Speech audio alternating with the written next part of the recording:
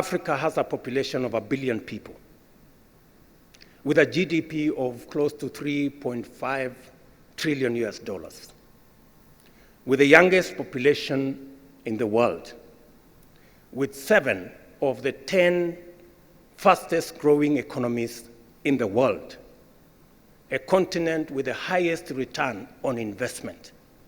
Surely, you cannot tell me that continent can only be described in terms of war and poverty and hunger.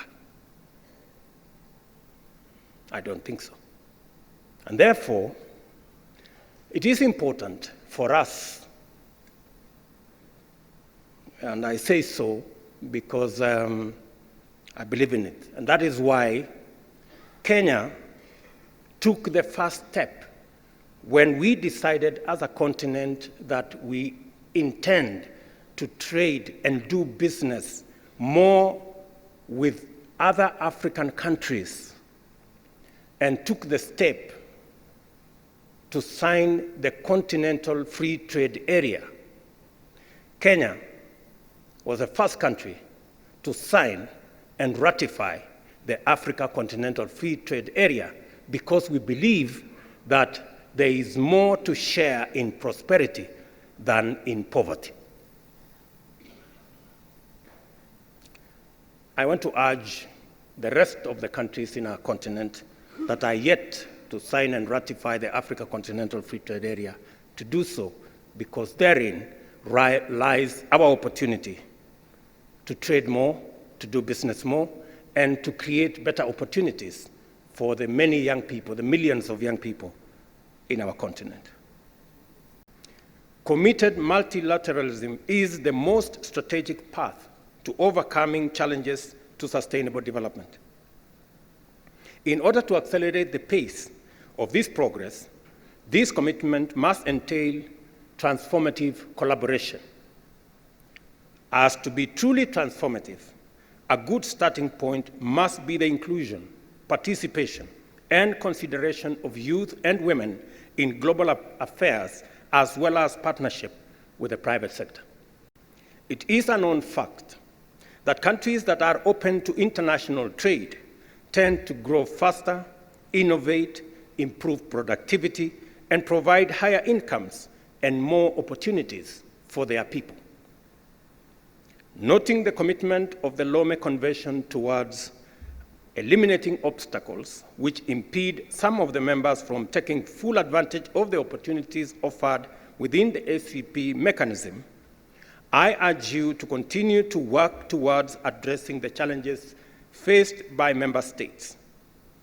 Our efforts must be geared towards strengthening our trade and trade ties and leverage on our connectedness while negotiating with other regions of the world. The ACP must continue to be supportive of an open, rules-based, predictable, multilateral trading system with the goal of helping its members participate and enjoy the benefits of such a system. In addition, developing the private sector through a range of strategies that aim to establish markets that function vibrantly and fairly should continue to be the mainstay of our efforts to provide economic opportunities of quality to our people and attract foreign direct investment. This we should do by focusing our resources on creating enabling conditions for growth, addressing constraints within the markets, and finally, by engaging the businesses and, where appropriate, allowing business to take the lead.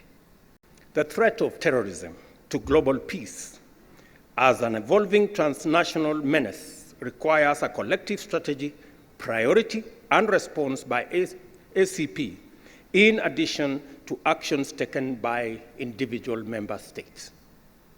Terrorism is one of the major causes of instability in the current environment. It seeks to undermine the very rules that are the cornerstone of international cooperation. Terrorism will remain a key challenge to peace and stability and to state power, particularly through its ability to use asymmetric methods to bypass traditional security and defense systems. We require a global approach in addressing its manifestations, as well as the socio-economic and political context in which it occurs. ACP member states should lead from the front in providing recommendations on how the global community can collectively counter terrorism and extremism. I invite you to speak to these same challenges as you pursue your agenda in this meeting. I am very clear in my mind that first and foremost, the beneficiaries of these 7 of the 10 fastest growing economies in the world, first and foremost, we should take that opportunity as Africans. If we have the highest return on investment, the first people who should invest in this continent are Africans themselves. And we have that opportunity. And that is why Kenya has taken the step that to enable greater freedom of movement of goods and people and services, we have taken the decision as the government of Kenya that any African who wants to come to Kenya can get their visa at the airport in Nairobi. That you do not need to get a visa in your home country. You can come all the way and we will give you a visa at the airport, because we believe the more Africans move, the better the opportunities they will get to trade with each other. This session will move the ACP group of states towards the ACP we want. The agenda includes consideration of the revised Georgetown Agreement, our Constitutive Act of 1975, first amended in 2003. It is placed for the Council's examination with regard to fundamental changes in its title, preamble, and objectives. As an international organization and the most unique intergovernmental body today, with observer status at the United Nations since 1985, it is proposed that we shall have a more formal designation and be known as the Organization of the African, Caribbean, and Pacific States, OACPS. Given that importance, the preamble and objectives now explicitly state the identity of our organization that is more steadfastly grounded in the unity and solidarity of our member states. Such unity and solidarity are the bedrock that defines the primacy of action and fundamental purpose of the OACPS as development. That is our DNA, sustainable development of all our societies and peoples in the 3 dimensions: economic, social, and environmental. Today, the goals of the ACP group extends beyond its original objectives and covers cooperation among member states, ranging from trade, economics, politics, and culture, in an atmosphere that recognizes the diverse geographical spaces and features. The vision of the ACP group remains solid in becoming a leading transcontinental organization, propelled by pursuit for increased solidarity to improve the living standards of its people. We remain committed to multilateralism within the framework of World Trade Organization and the United Nations systems.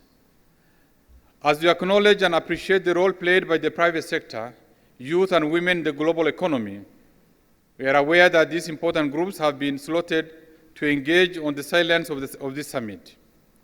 I trust the ACP Secretariat will provide guidance on how best to integrate the resolutions of these forums with the 9th ACP Summit outcome document.